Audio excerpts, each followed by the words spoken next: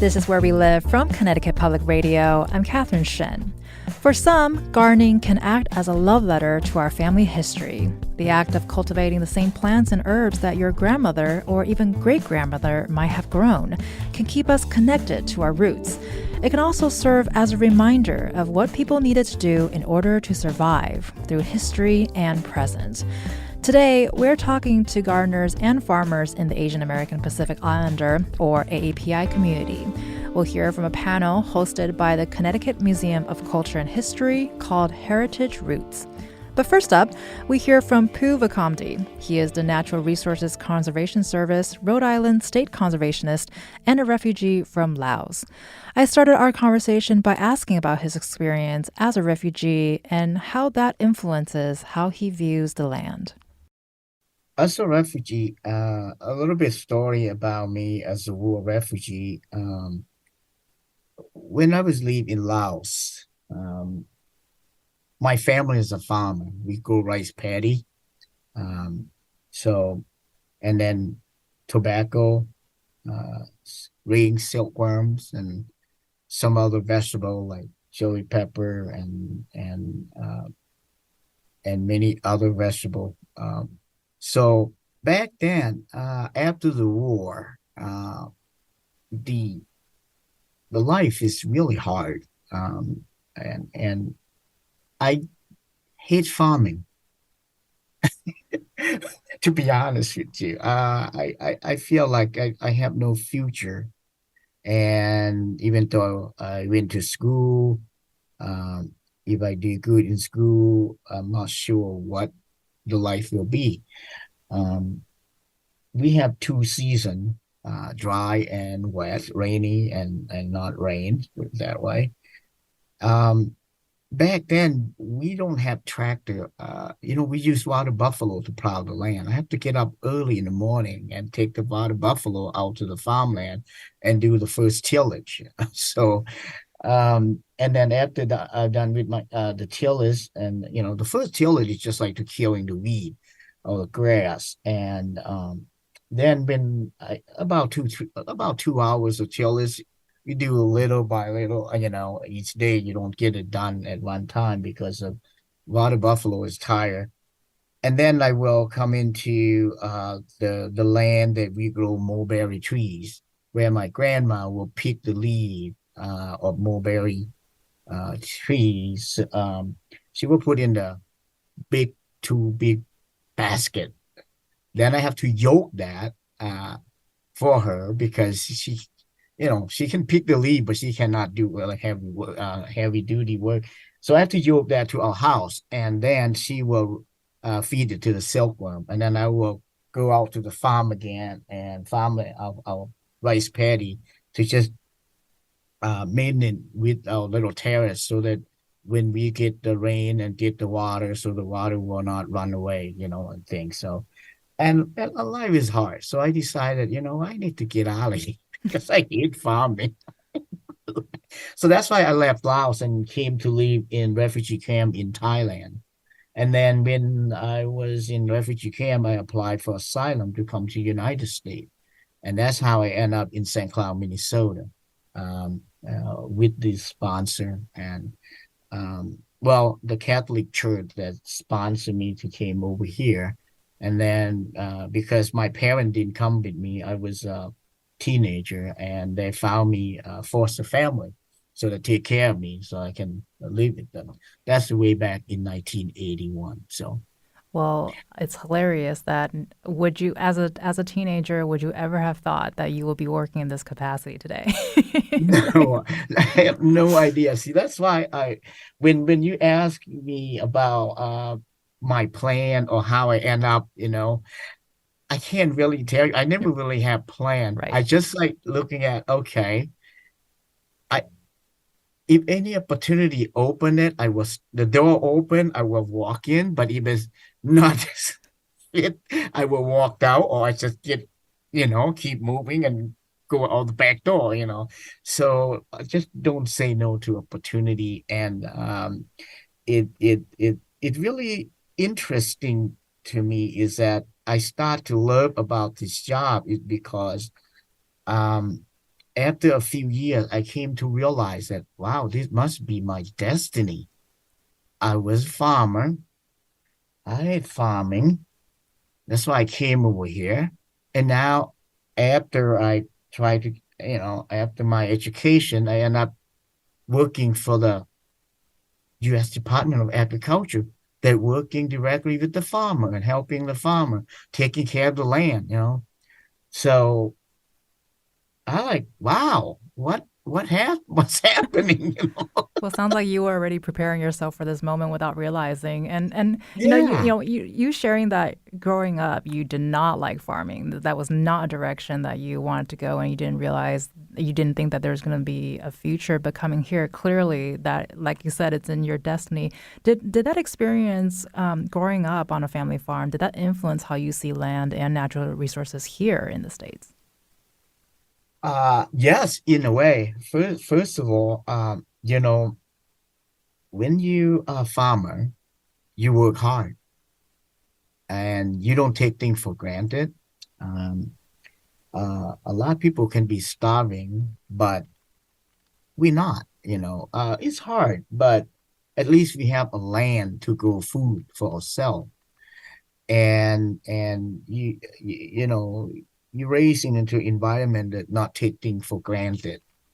And yes, back then I really don't understand what we did is conservation. You just do it. And for example, we didn't really um, um, use a lot of fertilizers, and we also left a lot of residue, like straw from the rice or or or straw from the tobacco, left it in the field instead of moving them and all of that. That in a way is kind of practice that we have here in US. We our conservation practice here that we call that residue management. So, and then uh, we back then it technology was not uh well, we really don't, because we don't understand about using fertilizer either. So that's why we didn't use it. But again, our land is kind of on the valley along Mekong Delta, Mekong rivers, and then we get flooded like almost every year. uh, when that flooding occur, it seemed like that it bring up new soil to our land, and then and that's why uh, our crop would just grow really nice, even though we didn't use any fertilizer. So, but that's you know, uh, but when I came here, I have further understanding about the conservation about uh, when you fertilizing, you need to be really careful because otherwise you can destroy the land if you put too much.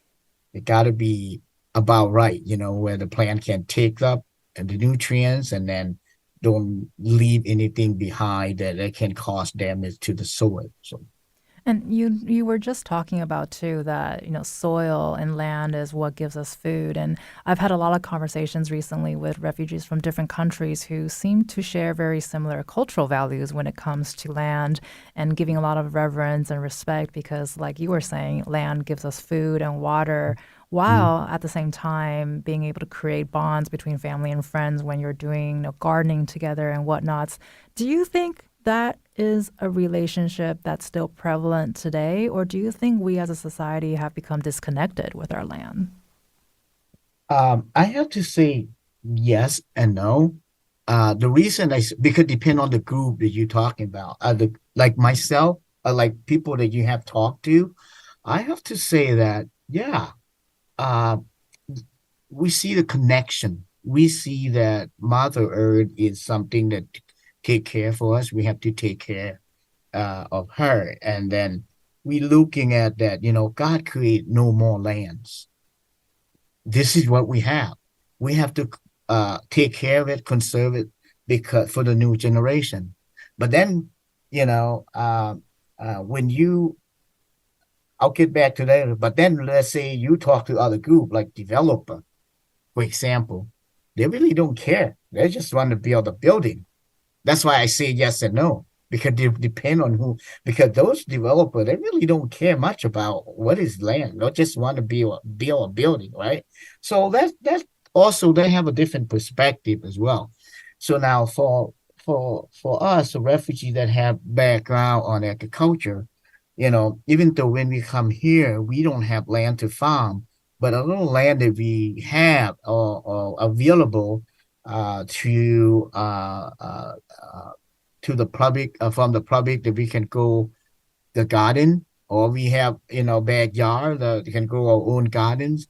And yes, it create the connection. I mean, I I plan to have a hobby farm in the future, maybe when I retire. But I every year I always plant something in my garden. Um, it, and then um, I share with people because I can't really eat all of it anyway. So there'll always be then it's nice because when it's time to harvest, like let's say I grow mustard.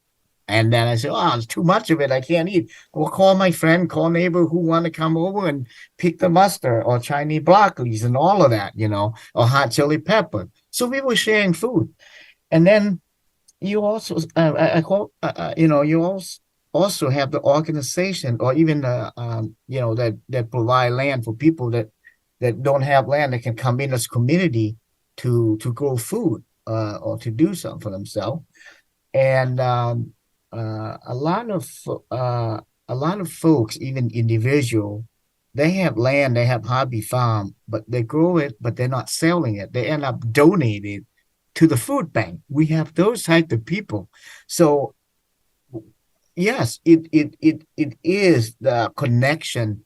And then at the same time, I just want to mention I know organization that using the garden to relieve the stress. We have I know organization that helping the veteran to overcome the anxiety or depressions and all of that by plant the flower, doing gardens and all of that for not just only for their family but also for the food bank as well. So and yes, definitely the land that connecting us. It's a part of the culture, sharing the food and a smile. Well, just you describing your garden makes me want to come and raid it. Well, Oh, and yeah. then, yeah, and I love that you mentioned community and connection because I think that's something that a lot of the gardeners that I've spoken with, they share very similar ideas. It's like Oh, yeah. you're eating food that's from your garden. There's a certain feeling of success with it, right? And then when you're gardening with your family, they feel the love in it, and then you're teaching your children to love the land and all Right. of that. And so because you've had such an interesting experience. I mean, interesting is not the best. It's not the best word, but you've had such a drastic experience with gardening because it was once something you have to do for your family, for your grandmother, and then you're like, I don't want to do that, and you came here and you're still doing it. so, Yeah, and so exactly. Right. So jokes on you. But Well, so with the experience of gardening and cultivating for survival, which was I think your first experience, versus for pleasure and joy. You're talking about having a hobby garden when you retire. Is that something that you resonate with? Is the differences of gardening, the differences of cultivating for survival versus for pleasure? um, well, yes. And then I just also want to add that it regarded or the pressure or try to self-sustain or survival is all about growing food. Um, so as a pressure, we still grow food. As a hobby, we still grow food and we still eat that and we still sharing it. Um, so it's it I don't know how to describe it. It's really a good feeling that you really don't know how to describe it when you you grow thing and you share with people. I think maybe because of our happiness is come from helping people and make people happy. When people happy and then we happy, I think that might be the case. Because to me, if I make people happy, then make me happy. If I don't make people happy, I feel sad. That sounds really I legitimate to think me. I think maybe that's a human nature. Maybe Right. that is maybe our society, Right. because we got it. Yeah. Yes, back then, living in Laos, as a farmer, uh, I live off the land. Okay. Now that here, uh, I still live off the land, but it's not 100%. But it did because we have plenty of food here that you can buy and sell from folks, and then at the same time you can share as well. So it was abundant, to be honest with you, when it come to food in United States. So, but but again, even though we have abundant, we still have people that is still starving and lack of food, and because I think maybe our distribution was not really good system. So, but we got it. I like I said, I really enjoyed it, um, uh, farming, and yes, I like to have a hobby farm when I retire. So hopefully, I get 1 or 2 acre of lands that I can grow not just only vegetable, maybe some type of tropical food, dragon fruit, lychees, and pear, Asian pears and all. I have a few Asian pear in my backyard, but it never grow fruit, so it Well, never bear I fruit. was So going to say, if you're able to successfully grow a guava tree, I'm absolutely heading over to your backyard. We're hearing from Phou Vongkhamdy. He is a Rhode Island State Conservationist. Stay with us. This is Where We Live. This is Where We Live from Connecticut Public Radio. I'm Catherine Shen. A garden can be a sacred and special place. There are so many health benefits that come with gardening and a deep sense of satisfaction in growing something with your hands. But the act of gardening goes beyond working with the soil in our own backyards. Today, we're talking to Phou Vongkhamdy. He's a Rhode Island State Conservationist. Phou holds a bachelor's degree in soil science from the University of Wisconsin-Stevens Point. A native of Laos, Phou was raised on a family farm growing rice, tobacco, silkworms, sugarcane, and vegetables. I asked him about his work supporting underserved farmers. I start my career in Minnesota, working in Minnesota uh, about 15 years, and then transferred to Oklahoma for about 5 years, and now I'm here in Rhode Island. It's about 14, 15 years now. So I've been with the agency about 33, 34 years. Um, I Our agency is kind of in the ways it was created about 80 years ago now, way back in 1930s. That's a lot of people know who we are. And part of that is like, okay, first of all, we were agency to provide technical assistance. When you're talking about technical assistance, is more like providing advice to taking care of the lands. If you have erosion, what kind of practices you need to do to take it to in conservation practice to install in that land so that we don't have erosions and so on. So a lot of folk um, really don't know us. So we make an extra effort that we create the outreach position. So we have an outreach coordinator and helping us to uh, make sure we're reaching out to everyone that grow food. At one time, we were more like concentrate on more like grazing lands, uh, dairy farm, corn and soybeans and things. but not so much people that in urban area and uh, all vegetable farmer or orchard and all of that. So I think every 5 years, uh, uh, Congress have passed, we call the Farm Bill. So it changed every 5 year. Lately, it had been changed that, hey, we need to look at the urban farm. These folk are underserved, and we need to um, make sure we uh, give them provide technical assistance, also financial assistance as well. So now that when you're looking at conservation practices that need to be implemented on the land, it needs funding, it needs financial assistance. So now the agency have the financial program as well as a technical now, not just only a technical. So and then the work is continuing. We are doing a good job, a really good job. Is ongoing.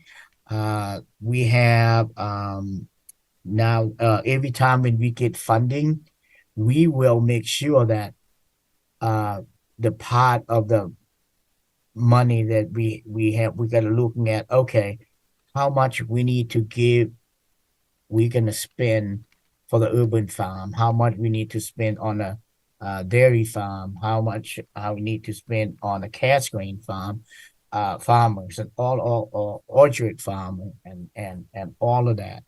So and then even we just about every year we never really have enough funding, but we taking care of folks one family at a time. So um, if they miss out this year because money, we have to go to the rankings and all of that, and they miss out, they didn't get funds, so I'm sure next year we'll be able to fund it and so on. So Is there something specific that you hope people will take away from this conversation, or were there experiences that surprised you when you talk to people? What do you hope our listeners learn from this? well, I hope that seeing we're in the farming subject, and then I know that we have a lot of folk love the land and wants the land and want to get into farming. Yeah, everything we do in life is always challenging. Farming is one of them.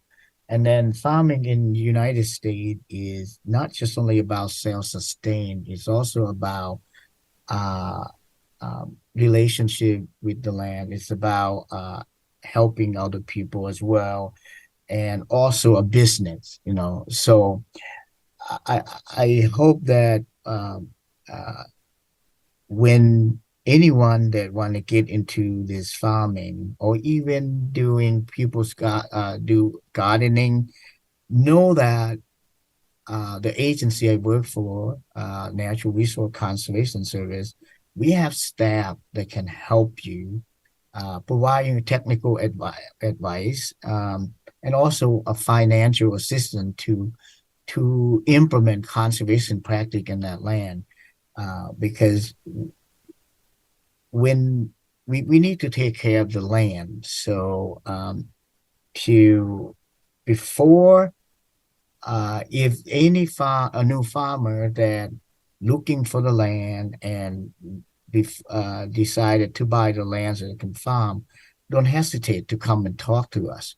We can help by looking at that farm. Okay, oh wow, this is a good soil. If you're gonna, what are you plan to do it? And we can give them advice and a lot of option. And let's say, well, we want to go into grazing, for example.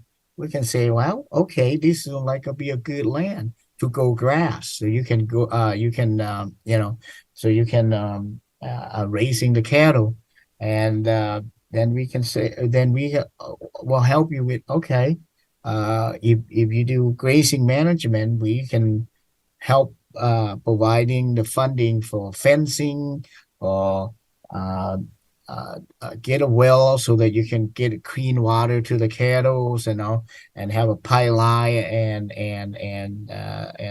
taking the water out to the pasture and things like that.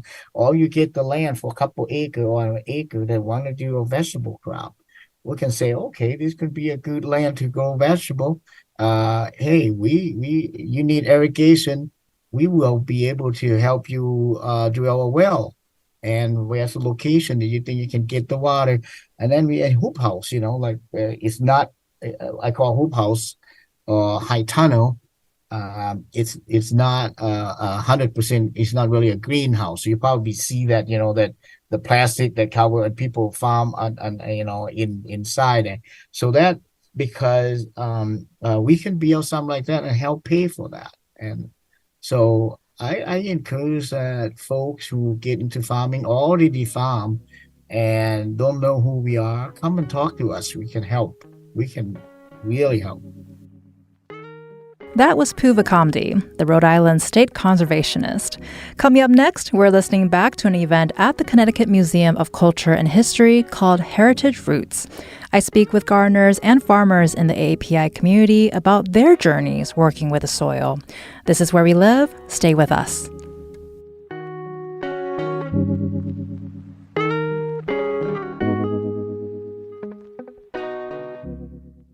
This is Where We Live from Connecticut Public Radio. I'm Catherine Shen.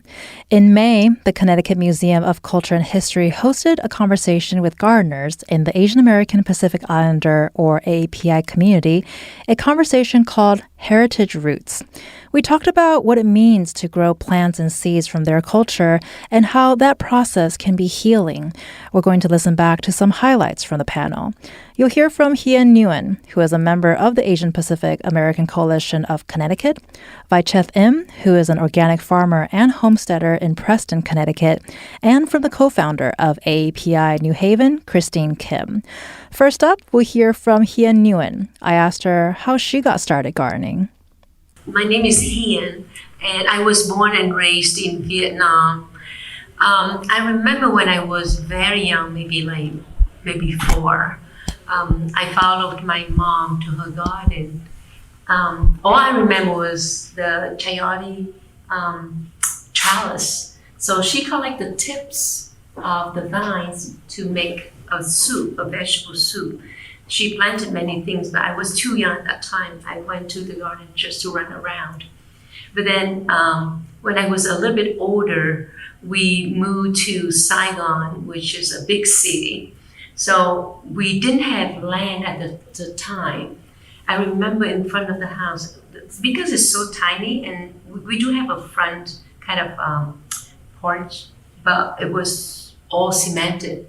But for some reason, there are 2 pockets of soil. And I remember my mom, she grew the rich, what's the name? It's like loofah. It's like loofah, but it has the ridge around it. And she had 2 roots. All we need is just a trellis for that to climb up. So we didn't really need a lot of land. But then, after the war, after a couple of years, we moved to Canada. And we stayed with my brother at his townhouse. And I remember the walkway leading to the front door. Like townhouse, everyone has a little piece of land for flower bed. But my mom, she grew the sweet cabbage. And I was so embarrassed. I said, Mom, this is for flowers. It's not for vegetables. I tried to talk her, out of it. But she said, now, listen. When these are matured, you're going to see tiny yellow flowers. So we're going to have both. We're going to have a flower garden. We're going to have a vegetable garden. So I was like, okay, if that's what you said. And then after a few years, I got married to my husband and I moved to the US. And now we have a garden in the back. I feel like since very young, I always see a garden, even though it's large or small. So it's just very natural for me. And my husband, he loves, gardening too. So we started first just one bed and then let's go to another bed and you know how it is. So that's the story. I asked Vicheth Im, who's an organic farmer and homesteader in Preston, to talk about her background and how she got into gardening. My parents and I are refugees, so I was one refugee camp in Thailand, and I learned recently I was in a refugee camp in Indonesia as well, and then we settled in New London, Connecticut, and my early life was living in Section 8, and when they saved every penny to buy a house, they had a garden, so I always remember the fresh taste of fresh food, and that doesn't leave you. And my mother, even though she was working, we always came home to like a home cooked meal, and that was what I was used to. So when I went to college and we would go out to eat with friends, I just remember making this comment like, do you guys call this real food? And they're like, yeah, it feeds us, right? And I'm just like, like I couldn't put it to words, like it just felt fake, if you know what I mean, when you're just so used to like real home cooked meals. So and like fresh produce. So I just remember like kidding around, I'm gonna go to New York, I'm gonna have a rooftop garden, blah, blah, blah. That didn't happen, but it went a different one. So I met my partner around 2009, and we learned that we were both weirdos and liked gardening and looked into homesteadings and living off the land. And so I took a course through New Entry Sustainable Farming Project in Lowell, Mass. And it was actually started by a pilot that sadly got killed by 9/11. And his first, the program helped basically refugee Cambodians get into farming, actually. And that's where gardening became farming. So my first year in 2011, I just was a gardener. I had buckets and buckets of soil, just growing my produce. Cambodian women are afraid of caterpillars, so I remember when I had to face caterpillars and ran from them. I can actually be near them now. Came a long way, and I can actually touch worms. So the year after that, the community farm of Simsbury, that was the name of the farm at the time, had a program where they were taking new beginning farmers, and they had access to land, access to a cooler space, access to water, all these resources for low cost. And that started my journey in 2012. I actually reached out to Mike that year when he was like photographer. I'm like, hey, I'm looking for a photographer. I'm like, I can't afford you right now. But we became friends later. So it's been a decade. When I started 10 years ago, like I was like really the only minority that was like a farmer. I would go to all these farmer functions, and it was like me and somebody else, and everyone else was Caucasian.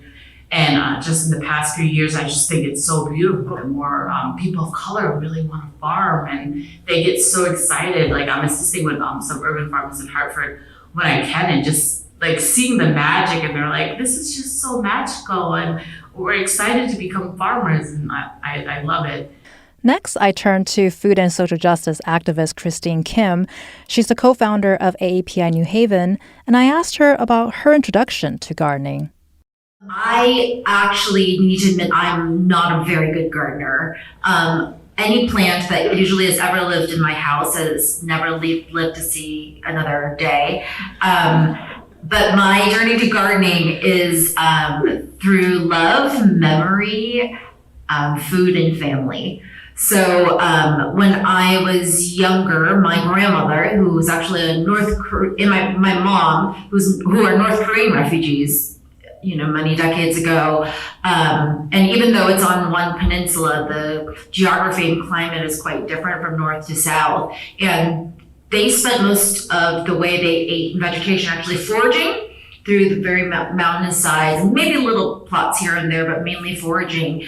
And every time I walked with my grandmother and mother, they would always be picking weeds and picking things out of people's yards, probably illegally. And I remember being so jealous, not jealous, ashamed, sorry, now jealous, because they knew, and it wasn't just about feeding themselves at that point, which it also was, especially after the war, but it was remembering what the plants were and passing that knowledge out, and remembering the smell and knowing to blanch it, otherwise it would be poisonous, or this mushroom and not that. And so many years later, when I lived away from my family, I started being that crazy lady who was going into people's yards and picking. They're like, oh, that's a weed. I'm like, no, this is going to be my dinner, and I'm going to dry this, and I'm going to save it for later. And And then I started planting and raising a lot of the vegetables that I grew up with, Korean food, but also other foods that I learned. When I used to live in Southeast Asia, I would plant them and fail. And gardening is such a metaphor for life in so many ways. You have to, plant a seed, it's a miracle that it grows, but you need to tend it, you need to get rid of the weeds, and it's such a meditative, amazing process that I do with my hands and my body, even though I'm not very good at it. But the plants seem to thrive and grow, and sometimes they don't. Sometimes bugs eat them, and trials happen. There's not enough rain. But every time I do it, I think of my family and my ancestors and the connection. I think of the yummy food I want to make and eat and share. Because I'm not a good gardener, I try to support gardeners and farmers in other ways. So I'm the board chair of City Seed, which runs the farmers markets in New Haven and helps encourage our local food system and support local agriculture, in addition to being on the committee for the Connecticut Department of Ag on their diversity, equity, and inclusion to really get more BIPOC farmers and really trying to encourage them. We just had a night market in New Haven last Friday. We, for the first time, sold Asian vegetable seedlings.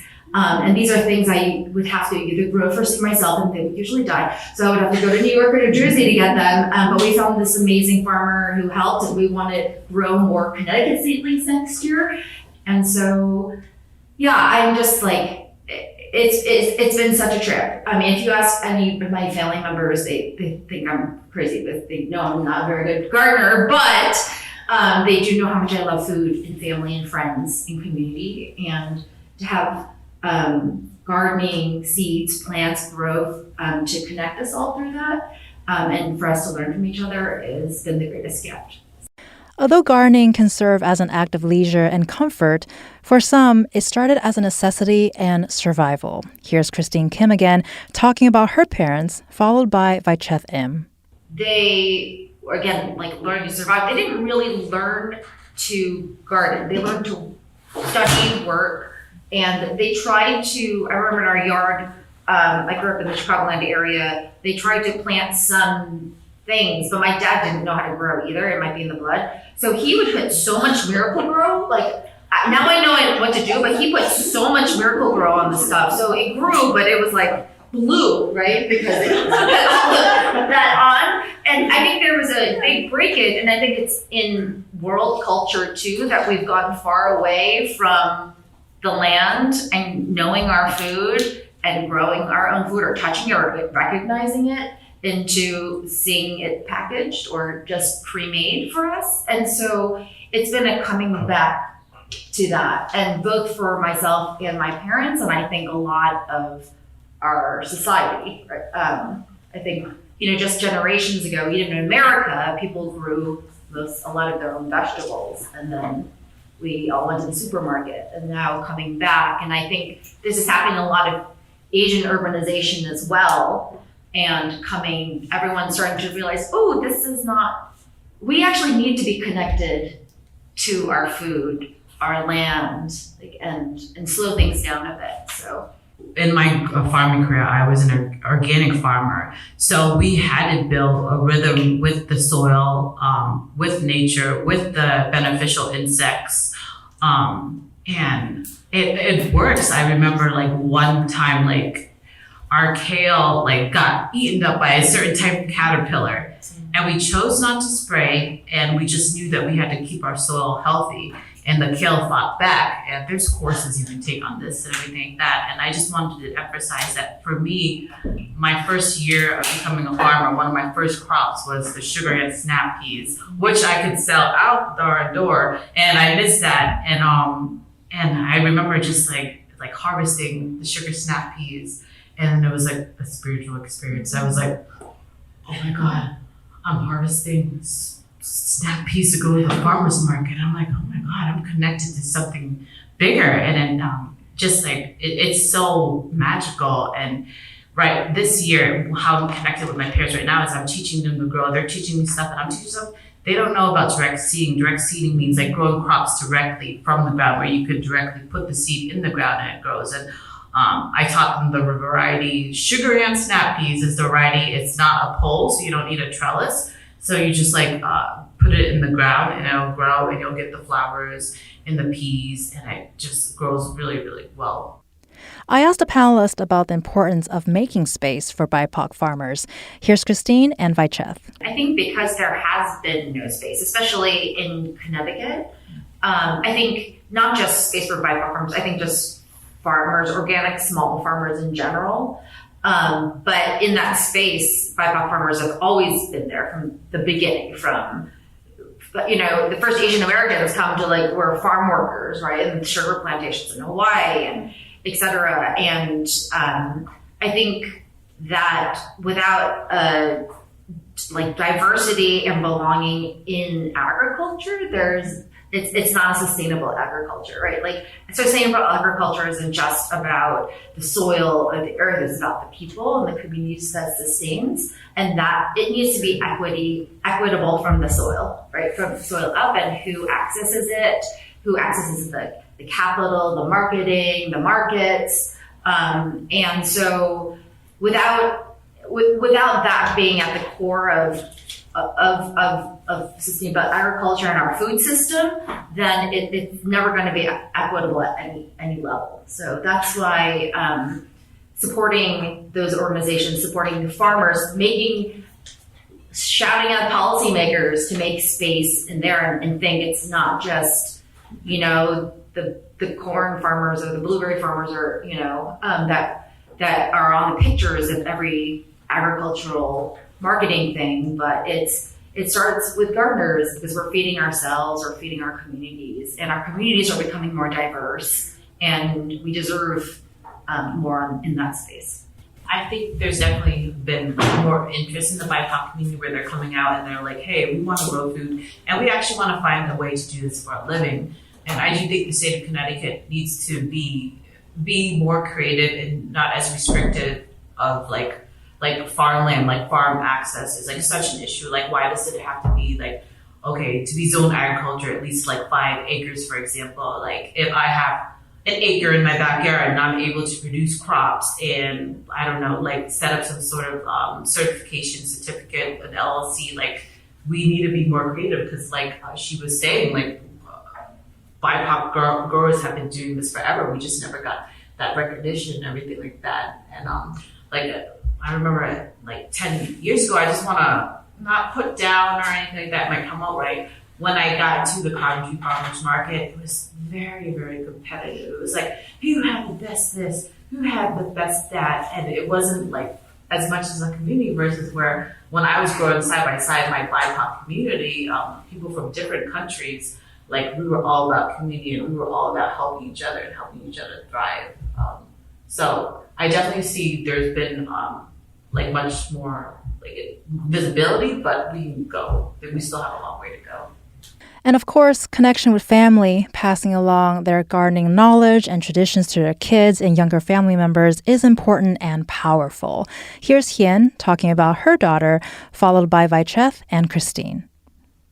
I remember when she was younger, she was in I think 11th grade maybe, and one day she got into trouble with me, and she said, "Mom, you are an Asian mother." I was like, "Yes, I'm Asian." How they kind of, not want to take care of guys. But now I'm so proud of her. She's very proud of who she is. Every time she has something, she's going to take a picture and send it to me. "Mom, look at this." And I was like, "How did you do it? You do a better job than I do here." And then, if she come visit, she's going to take my seeds. And she even sent her seeds for me, and we plan many things that are similar to each other. Yeah. So that really comfort to see my daughter embracing. What's special is because now I'm a new auntie. My niece and nephew are building that palette, and they're half Puerto Rican and Cambodian, and so they're learning more about both roots and everything. So I try to make sure that they know their Hispanic heritage too. But like, like the long beans, my nephew, he'll just eat it like it's nothing. The cherry tomatoes that I grow, and I'm just happy that he's developing that palate and knowing what real food is, and that's what I think about. And I just can't wait to see him. And he's already like, I want to grow food too. And he's telling his mom, Mommy, how much money do you need to make? Let's grow. So a little fun thing I'm doing is like, I'm still connected with the Coventry Farmers Market, and they have a youth market once on Sunday. So we're going to grow some stuff. We're going to rock at the market. I'm like, Auntie's not going to take over. This is you and your sister's opportunity to grow. So we'll see how that happens, but that's what goes on. But I want to tell a story actually about family and a garden that's in New Haven, sort of colloquially known as the grandparents' garden. So there is this area where a lot of grad students come and they live there with their families, and a lot of them bring their parents. For a long time, it was Chinese grandparents that would come to take care of their children while they were working in the labs and studying. And they somehow just started to plant in this empty half-quarter acre of land underneath some trees secretly. And this is about 20 years. And slowly it just grew and grew. And nobody knows how it started or why, but it just kept on growing. And there are all of these huge trellises growing long beans, and every vegetable, there's no water source. So they actually bring buckets, like you have like old soy sauce containers all over, like old buckets, and they bring water from their apartments just across the street. So they need to bring in a couple hundred yards almost every day. And they've built this, and no one knows who really owns the land, but they haven't said anything. And so it becomes this thing, but everyone's like, wait, what? It keeps on growing every year. And we offer to like try to do tours and like help them. And they're like, no, we don't want that. This is an ecosystem of our neighborhood, of not just Chinese now, it's Bangladeshi, like it is, Vietnamese, just all of these families that are all immigrants, but they have created this garden together, and they pass it down, and no one really knows how it's passed down. It's not like centrally managed. It's just a gorgeous story of a new family being created here through a love garden. Thanks to Christine Kim, co-founder of AAPI New Haven, Hien Nguyen, a member of the Asian Pacific American Coalition of Connecticut, and Vicheth Im, an organic farmer and homesteader in Preston, Connecticut. That was part of a conversation I moderated at the Connecticut Museum of Culture and History called Heritage Roots. The panel also included members of the Hmong Foundation of Connecticut. We'll link to this event on our webpage, ctpublic.org/where we live. I'm Catherine Shen. To listen back to all of your favorite Where We Live conversations, download Where We Live anytime on your favorite podcast app. Today's show was produced by Tess Terrible, and thank you so much for listening.